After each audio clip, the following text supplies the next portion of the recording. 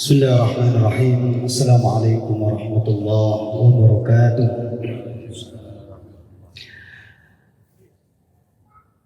Alhamdulillahirabbil alamin wassalatu wassalamu ala asyrafil anbiya'i wal mursalin sayyidina Muhammadin wa ala alihi wa ashabihi ajma'in. Wa ba'du.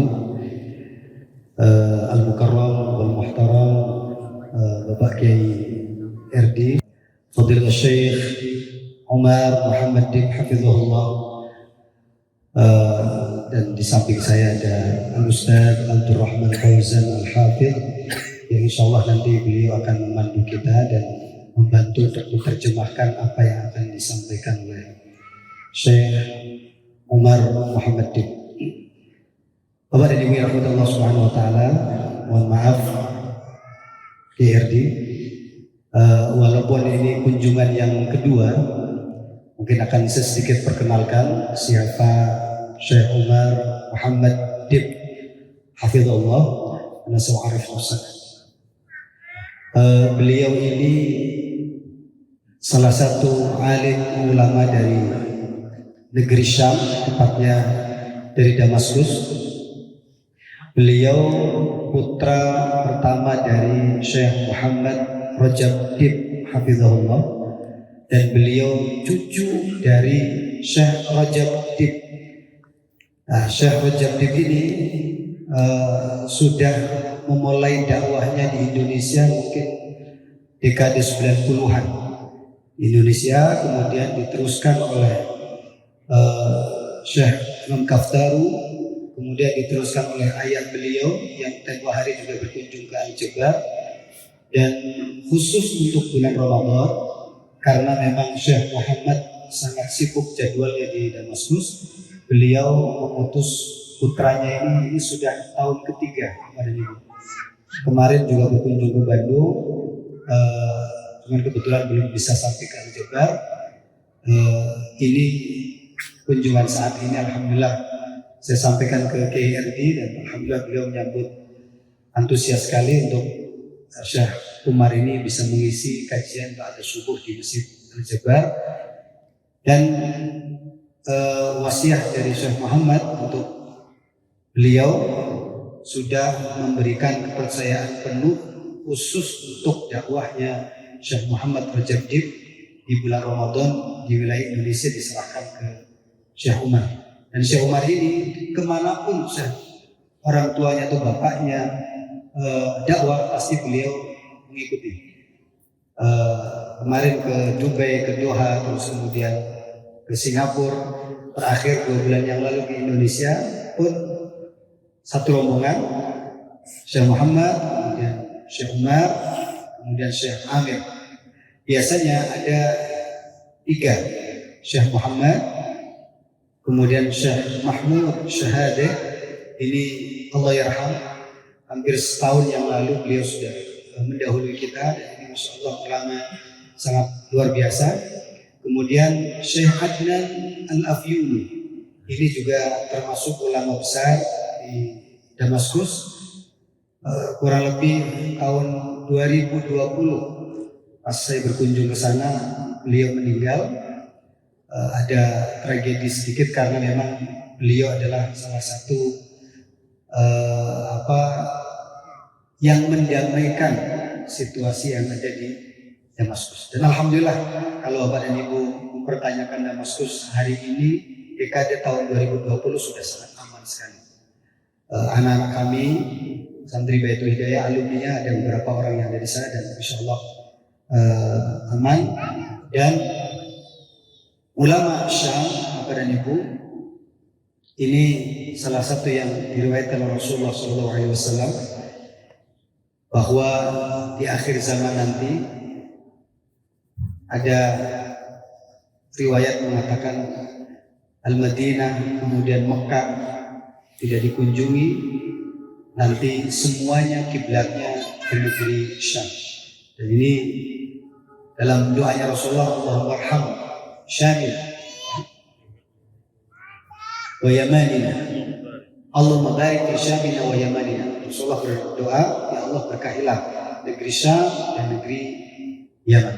Ini nanti insya Allah Syekhina Syekh Umar Muhammad Dib insya Allah akan memberikan tausiah kepada kita semuanya. Apalagi tadi sudah dimukodem oleh Pak IRD, Bapak Ibu semuanya sudah meniatkan halakoh ini sebagai halakoh di bulan Ramadan sekaligus i'tikaf di bulan Ramadan. Dan Allah catat niat Bapak Ibu semuanya, apa yang Bapak Ibu dengarkan semuanya menjadi fadilah pahala yang Allah lipat gandakan, apalagi di bulan suci Ramadan.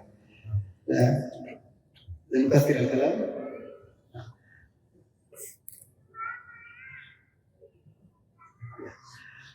Satu lagi, orang tua beliau ini adalah ketua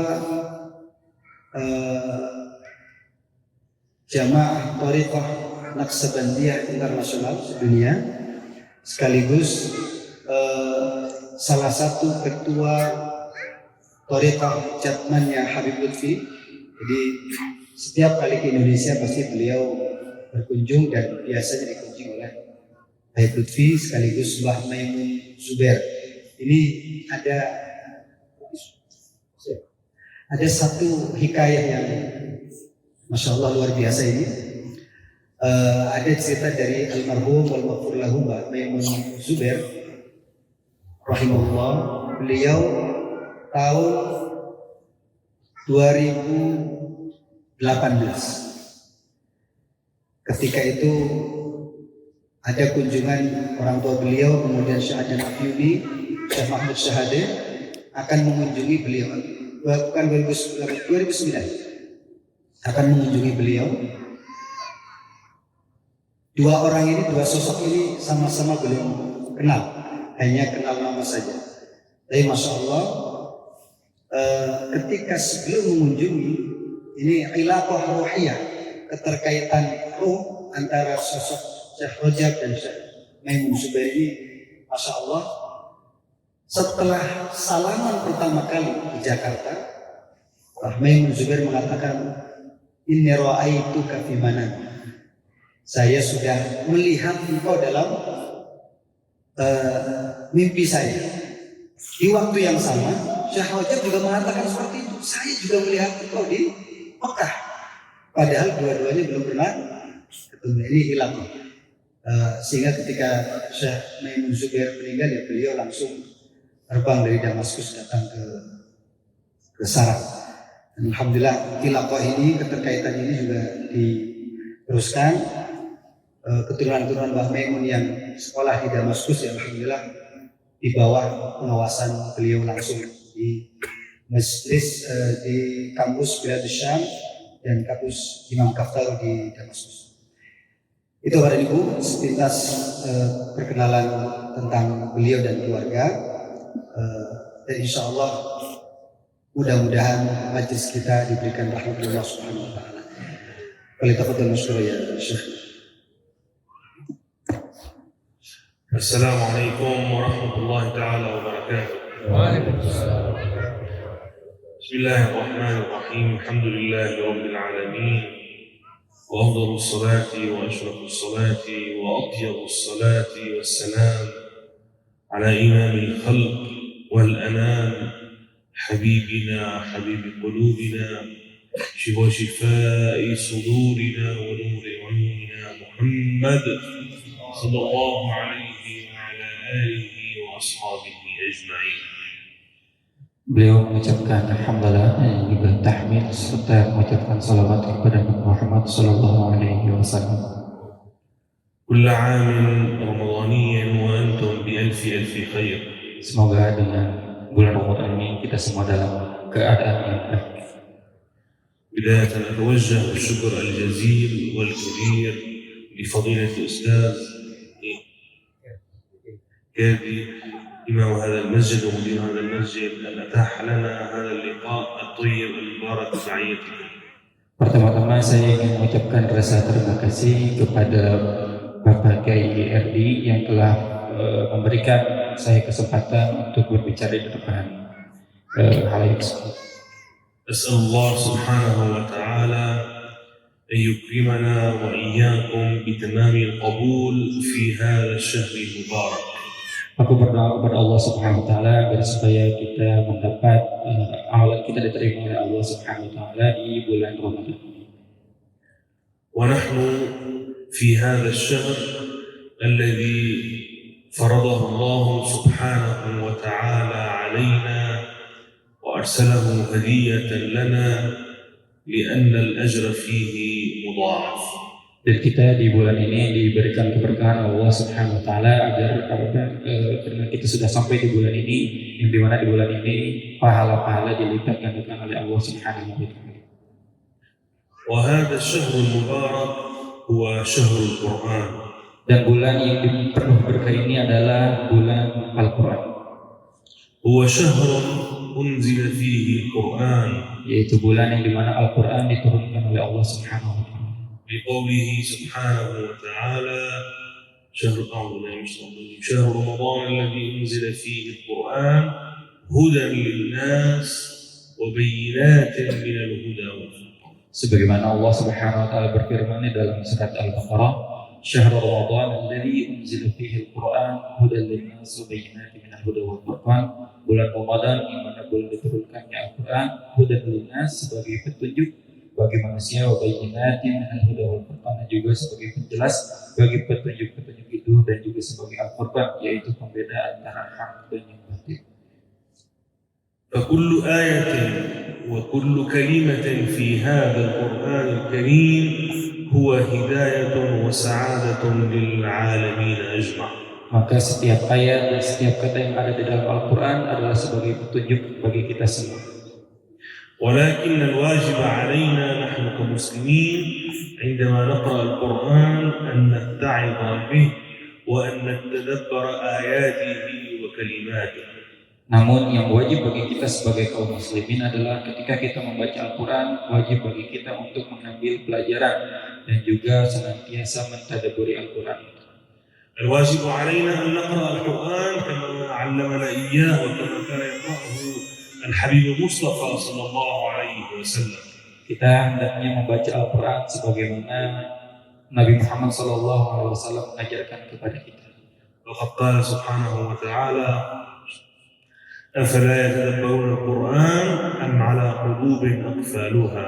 Sebagaimana Allah Subhanahu wa taala berfirman, "Afala yatadabbaruna al-Qur'ana am 'ala qulubin aqfaluha."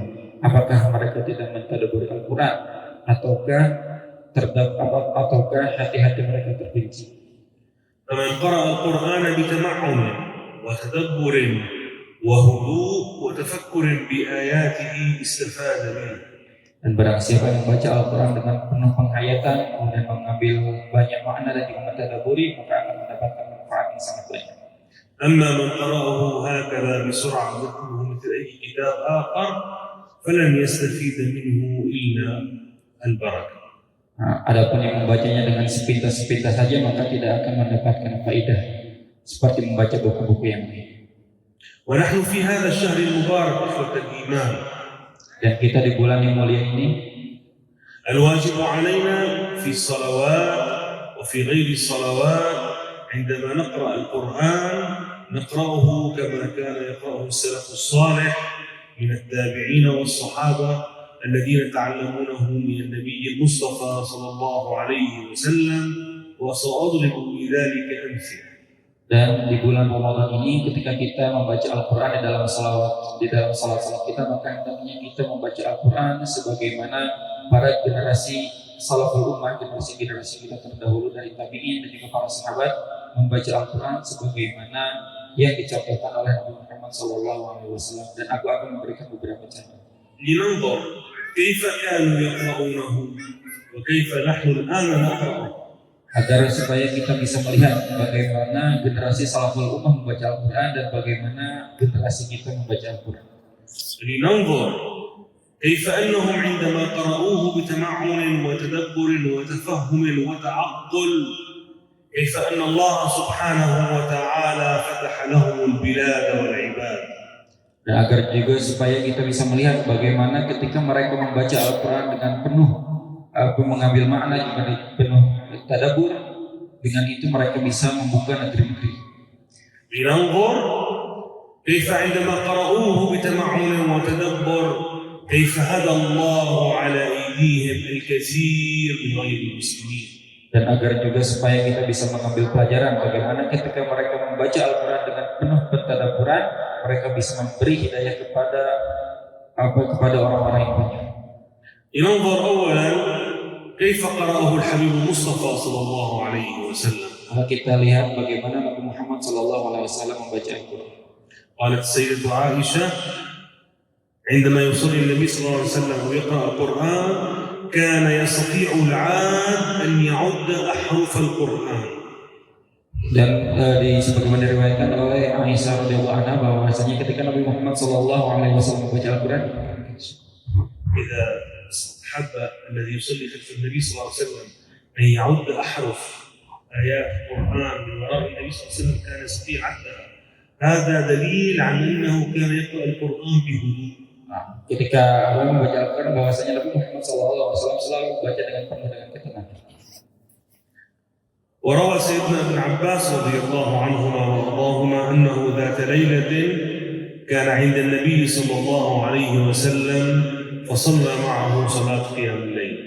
Diriwayatkan dari Ibnu Abbas radhiyallahu anhu bahwasanya pada suatu malam beliau sedang bersama dengan Rasulullah SAW hendak melakukan qiyamul lail. فبدأ النبي صلى الله عليه وسلم بسورة البقرة وهي سورة الفاتحة. Kemudian Nabi Muhammad SAW mulai membaca surat Al-Baqarah dan setelah membaca surat Al-Fatihah. وهو يقرأ بتمهل. Kemudian beliau membaca dengan penuh ketenangan. فأنهى الجزء الأول في الركعة الأولى. Kemudian menyelesaikan satu juz pertama. فقال ابن عباس في نفسه لعل النبي يركع الآن. Jadi setelah membaca satu juz, kemudian di dalam hatinya Abdullah bin Abbas mengatakan kayaknya ini bakal selesai sampai ayat ini. فأكمل النبي صلى الله عليه وسلم سورة البقرة كلها. Maka setelah itu Nabi Muhammad SAW ternyata melanjutkan sampai menyelesaikan surat Al-Baqarah. ثم افتتح سورة آل عمران. Kemudian melanjutkan dengan membaca surat Al-Imran. فقال ابن عباس رضي الله عنهما لعله ينهي آل عمران. Kayaknya nih Nabi katanya akan selesai di surat Al-Imran. ثم افتتح سورة النساء. Kemudian sampai ke surat An-Nisa. وهذا كله في الركعة الأولى. Dan ini semuanya dibaca di satu rakaat. حتى وصل إلى الآية كيف إذا جئنا من كل أمة بشهيد وجئنا بك على هؤلاء شهيدا فأخذ صلى الله عليه وسلم يعيدها ويكررها وهو يبكي. Kemudian sampai kepada ayat wa kaifa idza ji'na min kulli ummatin bi syahidin wa ji'na bika 'ala haula'i syahida. Kemudian Rasulullah SAW mengulangi ayat ini sampai beliau meneteskan air mata. تصوروا في الركعة الأولى قرأ البقرة وآل عمران وجزءا من النساء. Bagaimana kita bisa bayangkan bahwasanya Nabi Muhammad SAW membaca dalam satu rakaat surat Al-Baqarah, kemudian surat Al-Imran dan juga sebagian daripada surat An-Nisa. Kalau dijumlahkan itu sekitar 4 juz. لماذا لم يشرع صلى الله عليه وسلم بالتعب؟ Kenapa Nabi Muhammad SAW belum tidak merasakan lelah dan capek? لأنه يعلم أنه يقف بين يدي الله سبحانه وتعالى. Karena dia mengetahui bahwasanya beliau sedang berdiri di hadapan Allah Subhanahu wa taala. وهو الذي علمنا أن الصلاة هي صلة بين العبد وربه. Dan beliau juga yang mengajarkan kepada kita bahwasanya salat adalah sebagai silah, sebagai penghubung antara hamba dan juga Rabb. وهو يعلم كما علمنا أنه من أراد أن يحدث ربه فليقرأ القرآن. Dan beliau juga yang mengajarkan kita bahwasanya barang siapa di antara kita yang ingin ingin berbicara kepada Allah Subhanahu wa taala, maka hendaknya kita untuk senantiasa membaca Al-Qur'an. فهو واقف بين يدي ملك الملوك. Dan dia adalah sedang berdiri di hadapan Malikul Mulk, raja dari segala raja-raja. هو يناجي من بيده ملكوت السماوات والأرض. Dia bermunajat kepada yang di mana di dalam kekuasaannya malakutus samawati wal ardh, kerajaan-kerajaan yang ada di langit dan di bumi. هو يصلي متجها إلى الله سبحانه وتعالى الذي إذا أراد لشيء أن يقول له كن فيكون. Dia salat kepada Tuhan yang mana ketika dia ingin berkehendak hanya mengucapkan kun fayakun. هذه حقيقة الصلاة وهكذا كان يقرأ القرآن معلمنا الأول صلى الله عليه وسلم. Inilah sebetulnya hakikat daripada salat, dan begitulah bagaimana Rasulullah Sallallahu Alaihi Wasallam membaca dan mengajarkan kita Al-Quran. هذا أولا صلاة الحبيب المصطفى. Ini adalah salah satu contoh pertama dari bagaimana Nabi Muhammad Sallallahu Alaihi Wasallam salat. كان من كثرة صلاته في الليل تنتفخ قدماه. Salah satunya itu ketika karena disebabkan oleh banyaknya sholat, tetapi pada jadi kakinya itu istilahnya terpecah, terbelah, bengkak. فتقول له السيدة عائشة رضي الله عنها وارضاها: يا رسول الله لماذا تتعب نفسك هذا التعب وقد غفر الله لك ما تقدم من ذنبك وما تأخر. Kemudian Sayyidah Aisyah mengatakan kepada Nabi Muhammad SAW, wahai Nabi, apa yang membuatmu melakukan seperti ini? Waqad ghafara laka ma taqaddama min dzunub. Sedangkan dosa-dosamu yang lampau dan juga yang akan datang sudah diampuni Allah Subhanahu wa taala. يعني أنت يا رسول الله الله قد غفر لك ولا يحاسبك عن شيء. لماذا لا تنام وترتاح في الليل؟ لماذا تقف هذه الساعات الطويلة في الليل وأنت بحاجة إلى النوم؟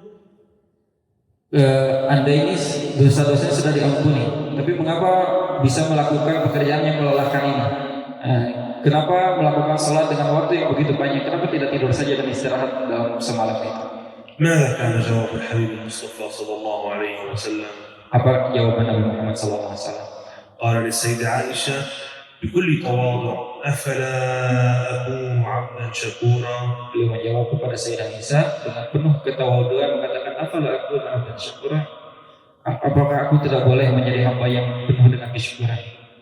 فالصلاة المطولة في الليل كما وضح النبي عليه الصلاة والسلام هي شكر لله سبحانه وتعالى على كل النعم التي أنعم الله بها علينا جميعا.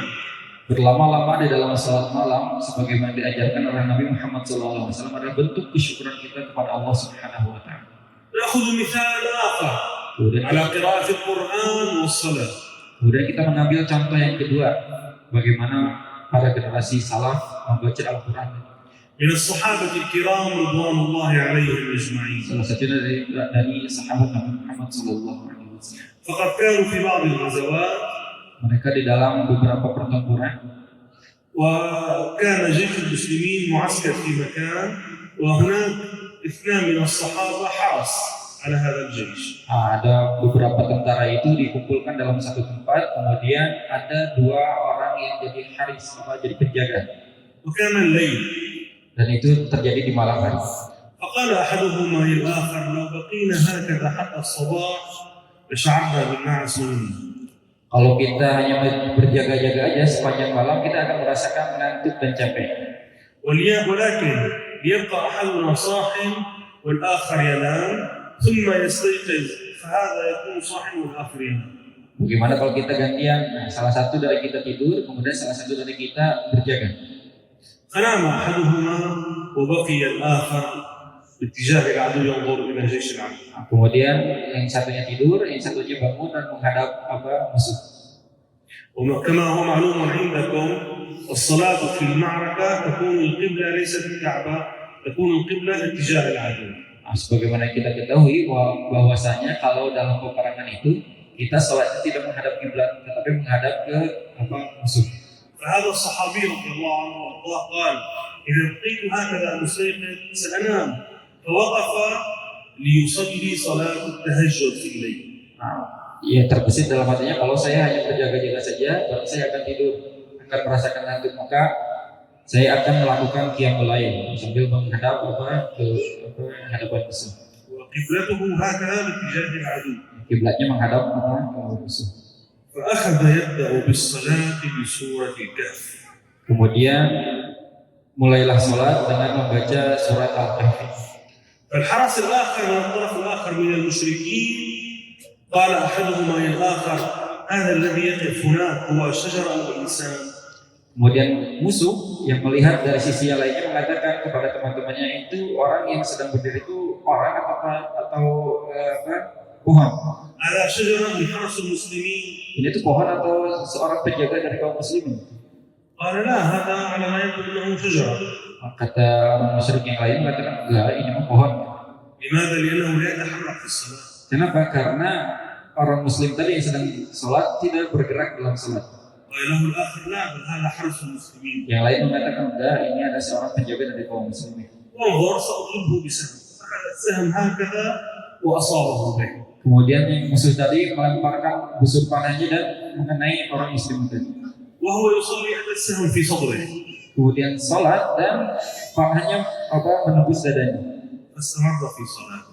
Tetapi dia masih tetap melanjutkan sholat. فقال هذا المشرك الآخر ألم أقل لك أن هذا شجرة؟ Kemudian orang musyrik ini mengatakan kepada temannya, bukankah saya sudah bilang bahwa itu adalah pohon? لو كان حرس المسلمين كان صلت. Kalaulah itu seorang penjaga dari kaum muslimin, tentu saja dia akan tumbang dan jatuh. قال لا، وأخذ سهم آخر وضربه به. Kemudian kata yang melemparkan panah itu enggak, ini makanya penjaga melemparkan lagi kembali busur panahnya. وعند السهم الثاني أو الثالث من كثرة نزف الدماء سقط في الأرض. Kemudian karena dengan busur panah yang kedua ini dengan banyaknya keluar darah, maka fasaqata. Kemudian beliau jatuh. وعندما سقط في الأرض أيقظ أخاه المسلم الصحابي. Kemudian ketika sahabat tadi yang berjaga ini sudah jatuh, kemudian membangunkan temannya yang satunya lagi. فعندما استيقظ الصحابي ورآه بهذا الحال والدم يسيل قال لماذا لم تقظني باكرا؟ Kemudian temannya tadi yang tidur ketika sudah dibangunkan mengatakan dengan melihat keadaan temannya yang berlumuran darah, mengapa kamu tidak membangunkanku? انظروا ماذا قال له. Maka kita lihat apa yang dikatakan sahabatnya. قال له إني كنت أصلي وأقرأ بين يدي الله سورة الكهف أناجي ربي بسورة الكهف وما أحببت أن أقع هذه المناجاة. Kemudian jawabannya adalah sesungguhnya aku sedang sholat menghadap kepada Rabb dan aku bermunajat dengan surat Al-Kahfi dan aku tidak ingin munajatku terpotong oleh hal-hal yang lain. كم كان يتلذذ بقراءة سورة الكهف وهو يعلم أنه بين يدي الله وهو يعلم ويشعر أن الله معه على كل حال. Bagaimana beliau menikmati bacaan surat Al-Kahfi dan dia mengetahui bahwa beliau sedang berada di hadapan Rabb. فما شعر بالسهم الأول ولا الثاني وما شعر بشيء لأنه بين يدي ملك الملوك. Beliau tidak merasakan busur panah yang pertama dan juga tidak merasakan busur panah yang kedua karena beliau mengetahui bahwa sesungguhnya beliau sedang berada di antara atau di hadapan Malikul Muluk, raja dari segala. هذه صلاة الصحابة رضي الله عنهم وهكذا كانوا يقرؤون القرآن. Inilah gambaran dari sholat sahabat dan beginilah juga bagaimana mereka membaca Al-Quran. عندما كان إيمانهم بهذا الإيمان فتح الله لهم الأرض وأسلم على أيديهم الكثير وهم كان عبدهم قليلا. Begitulah dengan cara mereka membaca Al-Quran, Allah membukakan negeri-negeri dan juga memberi hidayah lewat mereka kepada banyak sekali orang yang mana dulunya itu sebagai musuh mereka. وسيدنا عبد الله بن الزبير رضي الله عنهما وارضاهما صحابي كان عندما يقف يصلي في الحرم الطيور تقف على رأسه تظنه أحد أعمدة الحرم. Kemudian juga Abdullah bin Zubair ketika sholat, kemudian ada burung yang nemplok di kepalanya. Beliau mengira bahwasanya itu adalah ada orang yang sedang jahil mengerjai sedang mayal-mayal kepalanya. فلننظر كيف صلاتنا نحن. Maka kita bisa melihat bagaimana perbandingan antara salat kita dan salat para sahabat. إذا كنا نصلي ومرت بين قدمينا قطة ننطها كما. Kalau misalkan kita salat, kemudian lewat di depan kita kucing, kita pasti akan terkaget-kaget, loncat-loncat. إذا كنا نصلي وأتت على أيدينا أو وجدنا بعض الحشرات نلتفت هكذا وننتهي عن الصلاة. Kalau misalkan kita salat, kemudian akan ada terlewat ke depan kita hasyarat atau serangga-serangga, maka kita akan bergerak seperti itu. هذه صلاة أم صلاة النبي والصحابة صلاة؟ Nah, yang seperti ini apakah ini salat Nabi Muhammad SAW? نأخذ مثال ثالث وأخير عن التابعين. Nah, kemudian kita akan mengambil misal salis contoh yang ketiga dari kalangan para tabi'in. سيدنا عروة بن الزبير رضي الله عنهما وارضاهما. Beliau adalah Sayyidina Urwah bin Zubair radhiyallahu anhu. طلبه أمير المؤمنين وكان في دمشق فأمره أن يأتي إليه وهو في الطريق لعله مشى على عظم أو أي شيء فنزل الدم من قدميه. Kemudian beliau diminta untuk datang sama Amirul Mukminin ke Dimashq. Kemudian dalam perjalanan mungkin kakinya terkena sedikit luka. بينما وصل من المدينة المنورة إلى دمشق وإذ صارت قدمه سوداء فيها كردرينة يحتاج إلى القبر. Kemudian ketika beliau berangkat dari Madinah, ketika sampai di kota Damaskus, ternyata kakinya menghitam. فعرضه أمير المؤمنين على الأطباء فقال الأطباء يجب قطع هذه الرجل. Kemudian Amirul Mukminin Khalifah pada saat itu memanggil para tabib dan para tabib menganjurkan untuk diamputasi. فأتى الأطباء وأرادوا تخدير سيدنا عروة قبل أن يقطعوا القدم. Kemudian para tabib ini akan memberi takhdir itu semacam bius atau anestesi. Nah, kemudian akan memberi saran kepada Sayyidah Urwah untuk memberikan bius di kaki. انتبهوا إلى هذه القصة. Kita perhatikan kisah. قال سيدنا عمر للطبيب ماذا ستفعل؟ قال أخدرك حتى لا تشعر بالوجع. Kemudian Sayyidah Urwah mengatakan kepada para dokter itu, apa yang akan kamu lakukan? Para dokter menjawab, saya akan memberikan kamu bius sampai agar supaya kamu tidak merasakan sakit. قال لا أريد أن أغفل عن الله بل سأصلي وأقرأ القرآن. Enggak usah pakai bius, tetapi saya akan sholat kemudian akan membaca Al-Quran. فإذا رأيتم وجهي قد تغير لونه وأنا أقرأ القرآن فافعلوا ما شئتم وبدا لكم. Kalaulah kalian melihat wajahku berubah ketika aku membaca Al-Quran, maka lakukanlah apa yang harus kalian lakukan. فأخذ سيدنا عمر رضي الله عنه وارضاه يقرأ القرآن بتمهل هكذا حتى اصفر وجهه وتغير لون وجهه. Kemudian Sayyidah Urwah mulai membaca Al-Quran sampai warna wajahnya berubah.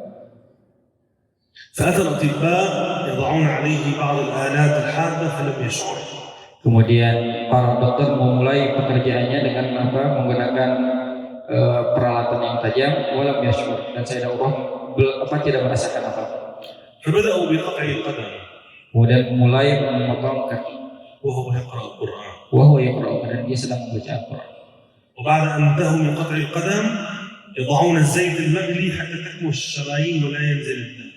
Kemudian setelah kakinya itu terpotong, kemudian para dokter itu mulai membalurinya dengan minyak panas agar supaya si darahnya tidak mengalir. فعندما وضعوا الزيت المغلي فقط فعل هذا. Ketika dikasih minyak, responnya hanya seperti itu, hanya bergerak seperti itu. ثم أكمل قراءة القرآن حتى انتهى.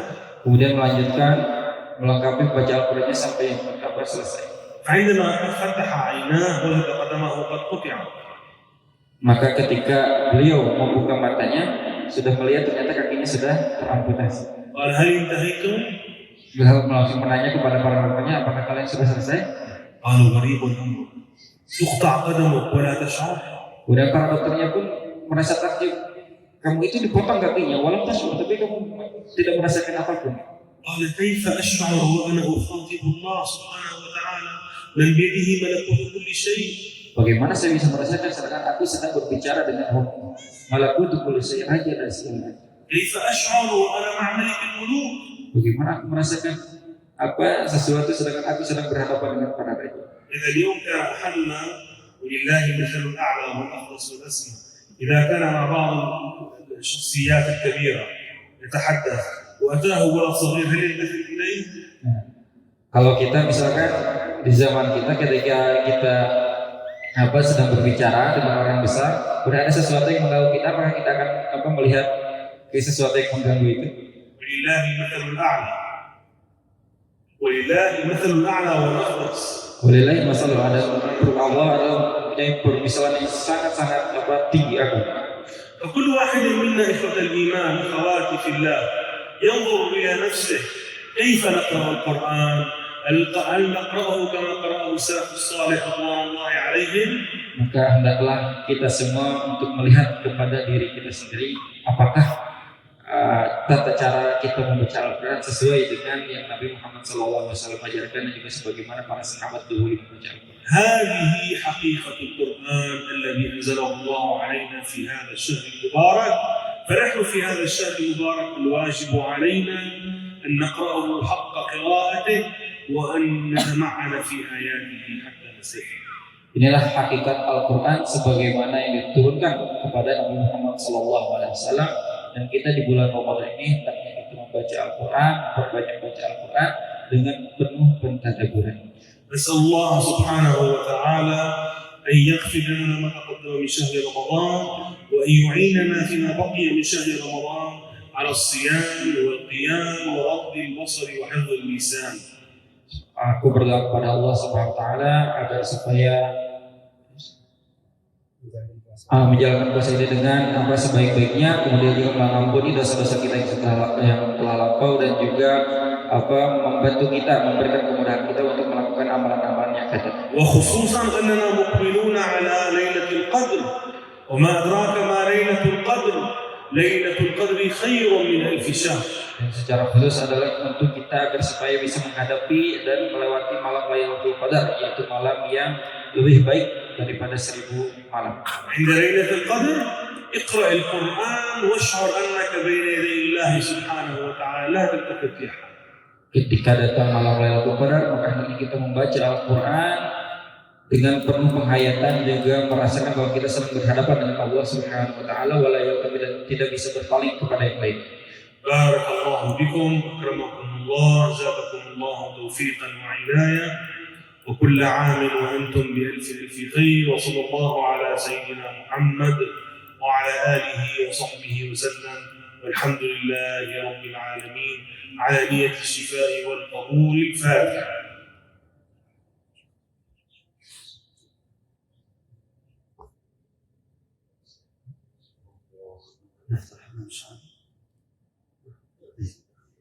Ya, baik kepada Ibu, insya Allah ini beliau memberikan kesempatan untuk tanya jawab 1-2 pertanyaan. Nanti insya Allah kami terjemahkan. Ya, 2 pertanyaan ya, karena setelah ini beliau harus ke Padalarang, sore nanti masih di Parongpong, setelah itu Karawang.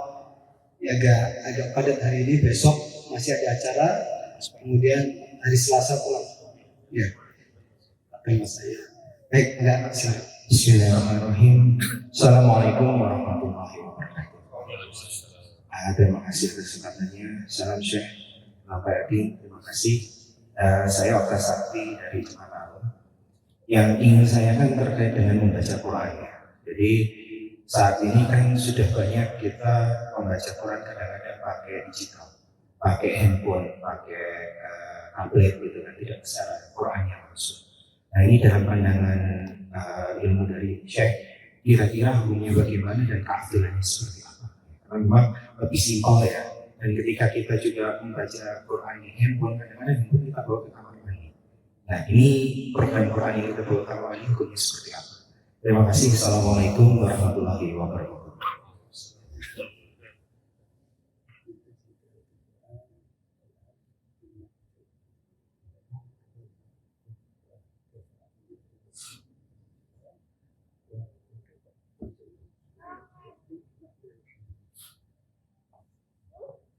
ما شاء الله سؤال جيد ورائع وخاصة في هذا الزمن. Ini pertanyaan yang bagus, terutama untuk kondisi di zaman kita seperti sekarang ini. طبعا قراءة القرآن تجوز غيبا أو من المصحف أو من الموبايل أو التاب أو أي شيء، ما في مشكلة. Tentu saja membaca Al-Quran boleh kita lewat dari mushaf langsung ataupun dari HP, tidak ada masalah. ولكن على ما أعتقد سؤاله الأهم أن الجوال إذا كان فيه مصحف هل يجوز أن ندخل فيه الحمام أو لا؟ Dan pertanyaannya kan, apakah kalau misalkan di dalam mushaf, di dalam HP itu ada Al-Quran, aplikasi Al-Quran, apakah kita boleh membaca dan boleh membawa ke kamar mandi atau tidak? هكذا السؤال. فضيلة القراءة هي واحدة، فضيلة القراءة والأجر هو واحد، لأنك أنت يعني كأنك تحمل القرآن في جيبك فهو موجود في الموبايل.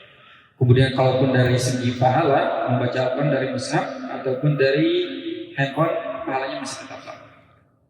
وهذا بفضل الله تعالى يعني يشجعنا أكثر على أن نقرأ القرآن في كل أحوالنا، في الطريق، في القطار، في الطيارة، في السيارة، في أي شيء.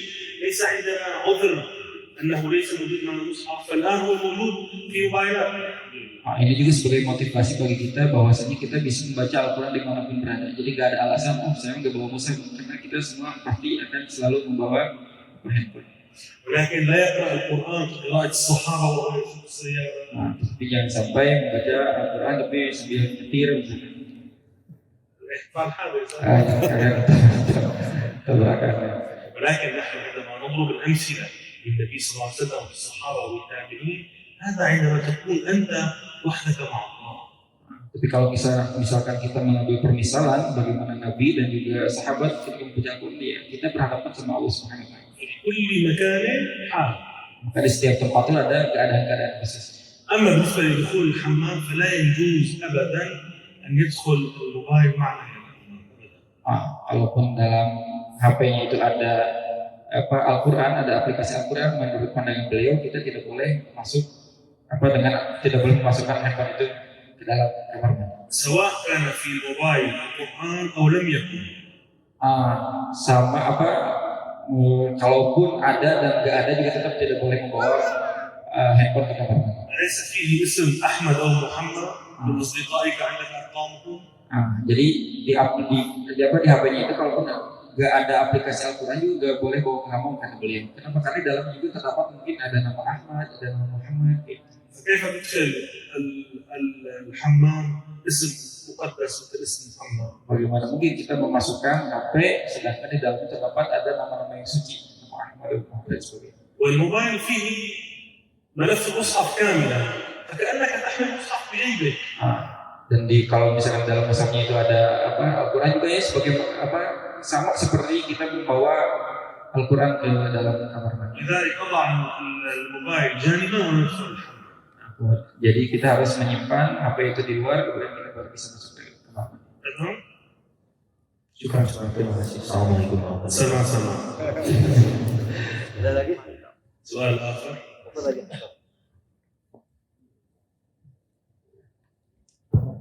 Bismillahirrahmanirrahim. Assalamualaikum warahmatullahi wabarakatuh. Salam sehat. Semoga Allah senantiasa memberkahi dan berikan kesehatan dan panjang umur. Yang saya tanyakan, kan di budaya bangsa Indonesia ini sering menggunakan panitia membaca Al-Quran. Contohnya misalkan sering banyak kalau ingin banyak rezeki, tolong baca surat Al-Waqiah misalkan setiap pada ini. Kemudian silahkan baca surat Yasin berapa kali. Nah, gimana menurut pandangan saya?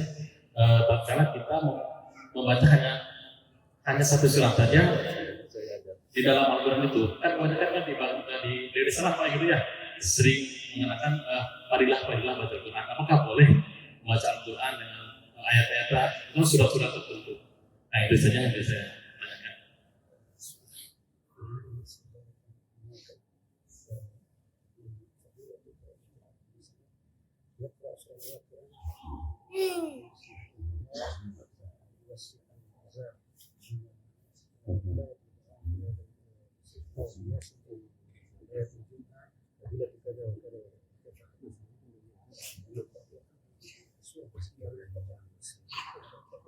ما في مشكلة، هذا صحيح لأن بعض هذه الأمور وردت عن النبي صلى الله عليه وسلم. Ini enggak masalah karena memang terdapat juga asarnya dari Nabi Muhammad SAW. يعني خاصة سورة ياسين قال فيها النبي عليه الصلاة والسلام ياسين بما قرأت من أجله على حسب نيته. Sebagaimana dalam salah satu hadis Nabi Muhammad SAW mengatakan Yasin maquriat bi ajli, surat Yasin itu dibaca sesuai dengan tujuan kita. فأنت عندك نية معينة تنويها وعلى هذه النية تقرأ سورة ياسين فيستجيب الله لك بإذن الله تعالى. Ketika kita misalkan ingin membaca surat Yasin dengan niat tertentu, maka insya Allah akan diijabah Allah SWT. ومثلا كان صلى الله عليه وسلم يقرأ الواقعة بين المغرب والعشاء قراءتها بإذن الله تغني الإنسان أن يتقرأ. Kemudian juga ada yang mengatakan membaca surat Al-Waqiah di antara salat maghrib salat isya akan membuat kayak kita misalkan akan melancarkan rezeki kita, insya Allah akan Allah luaskan rezeki. ويأمرنا صلى الله عليه وسلم قبل الجمعة أن نقرأ سورة الكهف. Kemudian Nabi Muhammad SAW juga meminta kita untuk senantiasa membaca surat Al-Kahfi sebelum sholat Jumat. وهكذا ما في أي مشكلة. Dan ya begitulah berjalan, nggak ada masalah sama sekali. ولكن أين المشكلة؟ Tapi di mana letak masalahnya? الذي يقول لك مثلا اقرأ 100 مرة أو 70 مرة أو 100 مرة أو 1000 مرة هذا وهذا، هذا ما ورد عليه دليل من النبي صلى الله Yang عليه وسلم. jadi permasalahan adalah ketika ada yang meminta kita baca misalkan 100 kali, 1000 kali, ini belum nggak ada riwayatnya dari Nabi Muhammad SAW. مثلا يقولون اقرأ مثلا سورة الفاتحة 77 مرة. Contohnya misalkan bacalah surat Al-Fatihah 77 kali. ولماذا 77 ليس 80؟ Nah, terus kenapa nyuruhnya 77 enggak 80 aja? ادخل إلى الحديث، إذا رأيت هذا الحديث بسم الله، وإذا لم تره لماذا 77 يا أخي أنا أريد أن أقرأها 100. Nah, jadi kita lihat aja ke hadisnya. Hadisnya, jangan melihat ke sesuatu yang seperti ini. Kalau hadisnya ada maka silahkan kerjakan. أي أحد يخبركم بموضوع الأعداد فراجع أحاديث النبي صلى الله عليه وسلم، إذا وجدت هذا الحديث فعلى العين والرأس، وإن لم تجده فعلى Nah, maka kalau misalkan ada yang menganjurkan kita untuk membaca dengan jumlah-jumlah tertentu 77, 88, maka kita lihat ke hadis. Kalau misalkan nggak ada hadis yang mengatakan harus angkanya 77 atau 66, maka silakan baca sesuai kemampuan kita ini. نحن مصدرنا حديث النبي صلى الله عليه وسلم ليس كلام الناس. Nah, landasan kita adalah hadis Nabi Muhammad SAW, bukan perkataan dari manusia-manusia. بارك الله. Semoga Allah memberkainya. آخر سؤال. Akhir. soal terakhir. يلا الأخير. هذا هو. Oh ya, sama yang belakang ya. Maju Pak, maju Pak. Yang belakang, maju. Jadi dua lagi. Ya. Bagi Islam. Saya dari Selatan ini, Makassar. Awal minus Sulawesi. Di sana itu saya itu Syiah ya, Syiah. Ada yang ekstrim, ada yang tidak ekstrim itu. Memang pendapatnya Ustaz mengenai Syiah sangat mengaku. Gulat.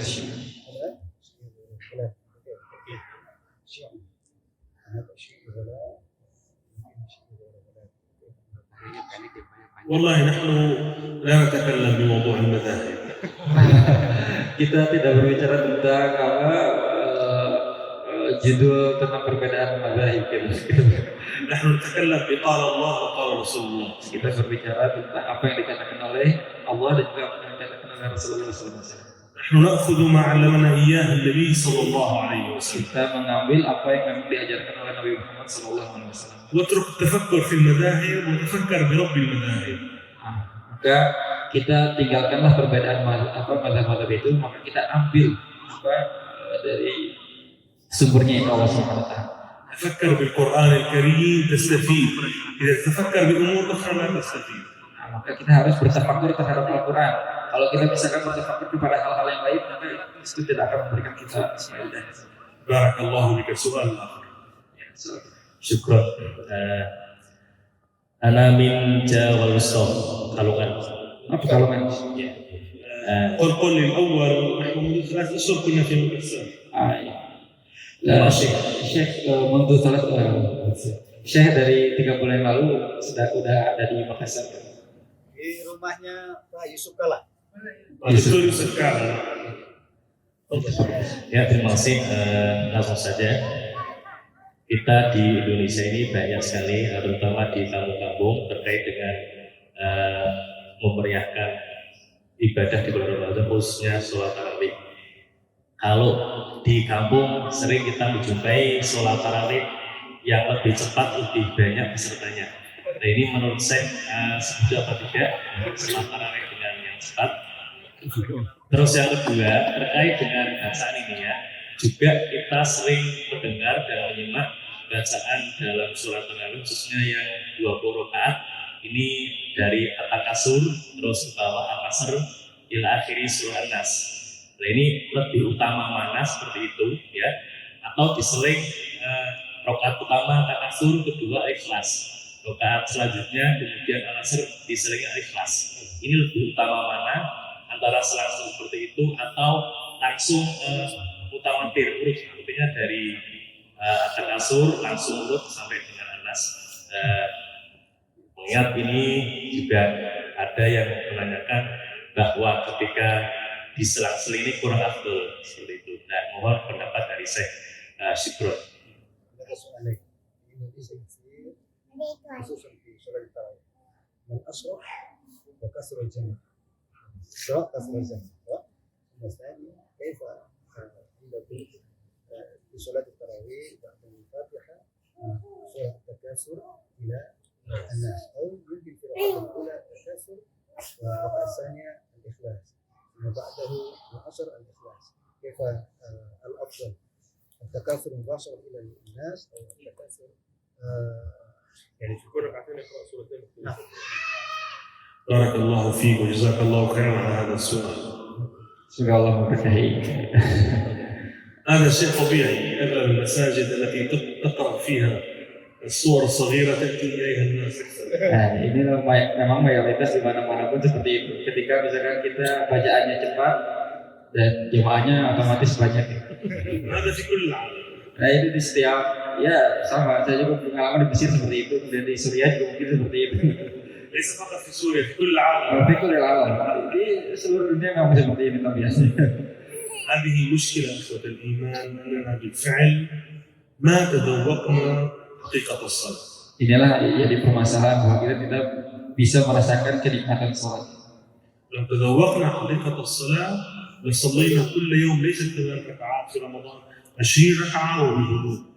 Nah, kalau kita bisa merasakan kenikmatan sholat, maka di bulan Ramadan ini insya Allah kita nggak akan 8 rakaat, mungkin bisa 20 atau lebih rakaat.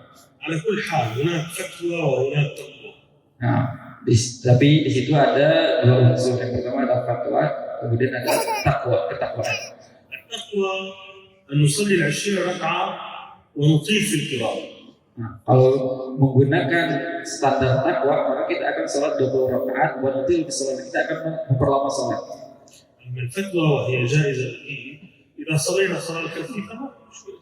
Tapi kalau dari segi fatwa, kita sholat misalkan 8 rakaat dan dengan bacaan yang cepat, ya itu tidak masalah juga. خاصة إذا كنا في جماعة. Nah, terkhusus ketika kita dalam keadaan sholat berjamaah.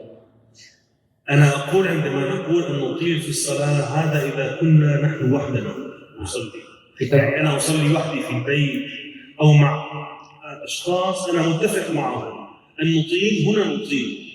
Nah, ketika aku mengatakan bahwa kita harus memperlama sholat, maka itu khusus untuk diri sendiri ataupun dengan teman-teman kita yang kita udah sepakat bahwa kita akan memang sholatnya bakal panjang gitu, atau mungkin di masjid-masjid yang di sini mah 2 juz, kita udah sepakat semua ya. لما في الجماعة لا نطيل. Nah, kalau أولاد المريض وأولاد الحاجة. Kalau misalkan dalam keadaan jamaah, maka kita tidak dianjurkan untuk memperlama bacaan, karena mungkin ada juga orang-orang yang sudah tua dan sebagainya. أتى بعض الصحابة فشكى سيدنا معاذ بن جبل رضي الله عنه وارضاه أنه يصلي بالناس ويطيل الصلاة. Nah, kemudian ada salah satu sahabat syaka mengadu kepada Nabi Muhammad SAW bahwasanya Mu'adz bin Jabal beliau menjadi imam wayutil sholat, kemudian memperlama sholatnya, bacaannya panjang. قالوا للنبي صلى الله عليه وسلم يا رسول الله إن بعضنا مريض إن بعضنا ترك الراحلة في الخارج وهي تنتظر لعلها أحد يسلكها، عندنا الأولاد عندنا الأعمال ومعاذ يصلي بنا ويطيل. Beliau istilahnya ngadu ke Nabi itu, ya wahai Nabi, Mu'adz bin Jabal memperlama sholatnya, membaca bacaan yang sangat panjang, sedangkan kaki-kaki kita menjadi sakit, dan kita juga mempunyai barang-barang untuk jualan, kemudian kita mempunyai juga hajat, kebutuhan-kebutuhan yang lain. فغضب النبي صلى الله عليه وسلم. Kemudian Nabi Muhammad SAW marah. وقال لسيدنا معاذ أفتان أنت يا معاذ؟ Kemudian mengatakan kepada Sayyidina Afatan. الفتان يعني أنت تريد أن تفصل الناس عن دينهم؟ Apakah kamu ingin membuat mereka capek atau faktor itu menyebarkan kesusahan kepada orang-orang? فأمرهم من يصلي إمام بالجماعة أن يصلي فقال صلى الله عليه وسلم فإن وراءك المريض وذا الحاجة. Kemudian Nabi Muhammad SAW mengatakan untuk kalau ketika sholat berjamaah itu harus lihat kondisinya, karena mungkin di belakang itu ada orang yang marid, ada yang sakit, ada juga orang yang hanya mempunyai kebutuhan. هذا في عموم الجماعات والصلوات. أما إذا كنا نحن 10 متفقين أن نطيل فنطيل. Hanya ada kalau dalam keadaan sholat. Tapi kalau misalkan kita dalam keadaannya hanya satu kelompok 10 orang misalkan, dan kita sepakat untuk membaca Al-Qur'annya sekian, bacanya maka tidak masalah. المهم بالنسبة لقراءة السور القصيرة Yang penting adalah bisnisbah di surat Islam tentang surat-surat yang pendek itu. في صلاة التراويح اقرأ ما بدا لك ليس أي مشكلة. Maka silakan baca dari mana saja, nggak ada masalah. تقرأ من السور القصيرة ورا بعضها، تقرأ من الأول من الآخر، ما في أي مشكلة. Bisa dari belakang ke depan atau depan ke belakang, nggak masalah. نسأل الله القبول لنا ولكم. Semoga Allah menerima amalan kami. لكن أنا سأسألكم سؤال. أنا سأسألكم سؤال. Saya ingin menanyakan sesuatu للجميع untuk semuanya, رجال ونساء. dari laki-laki sampai yang akhwat yang belakang. من منكم يصلي 20 ومن منكم يصلي 8 ركعات؟ Siapa di antara kita semua yang sholat 20 rakaat dan siapa yang sholat 8 rakaat? Yang 20 yang من يصلي 20 Yang 20 rakaat tengah-tengah.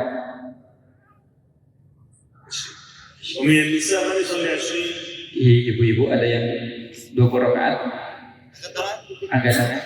من يصلي 8 ركعات؟ Siapa yang sholat 8 rakaat? yang lain tidak salat berarti. أنا أسألكم سؤال، نحن نصلي لأنفسنا أم نصلي لله؟ Kita sholat itu untuk diri kita sendiri atau untuk Allah Subhanahu Wa Taala? لله. Untuk Allah tentu. ونحن يوم القيامة نحتاج للحسنة أو لمثقال ذرة من الحسنة. Maka kita di hari kiamat itu membutuhkan satu kebaikan atau miskal sebiji zarah dari kebaikan. ونحن يوم القيامة إذا أتينا إلى الله سبحانه وتعالى ومعنا مثلا إذا صلى 8 ركعات في 30 يوم كم ركعة يعني تقريبا؟ Kalau kita misalkan datang kepada Allah Subhanahu Wa Taala pada hari kiamat dengan 8 rakaat setiap harinya kali 30 berapa? يعني نحن إذا أتينا إلى الله يوم القيامة ومعنا في شهر رمضان 240 ركعة أفضل، ولا إذا أتينا إلى الله ومعنا 600 ركعة أفضل؟ Maka 240 rakaat itu lebih baik ataukah yang 600 rakaat? أيهما أفضل؟ Mana yang lebih baik? 600. إذا قلت لك الآن تأخذ 240 ألف روبية ولا 600 ألف روبية أنت تأخذ؟ Kalau misalkan aku sodorkan 240.000, 24.000 sama 600.000, mana yang akan kalian ambil? ماذا تأخذ؟ Mana yang diambil? 600. في الدنيا نأخذ الكثير، Di في dunia, الآخرة نأخذ القليل. di dunia kita tentu akan mengambil yang banyak, tapi di akhirat kita akan mengambil yang kecil. وقال تعالى والآخرة خير لك من الأولى. Dalam Al-Quran, walal akhirat khairun laka minal ula, dan akhirat itu lebih baik daripada itu. وكل واحد منا ينظر إلى نفسه. إذا كان عندك أعمال صالحة كثيرة وعندك حسنات كثيرة صلي 5 ركعات. Kalau maka kita harus melihat kepada diri kita sendiri. Kalau misalkan kita meyakini bahwa kita ini mempunyai amalan yang banyak, maka silakan salat 8 rakaat.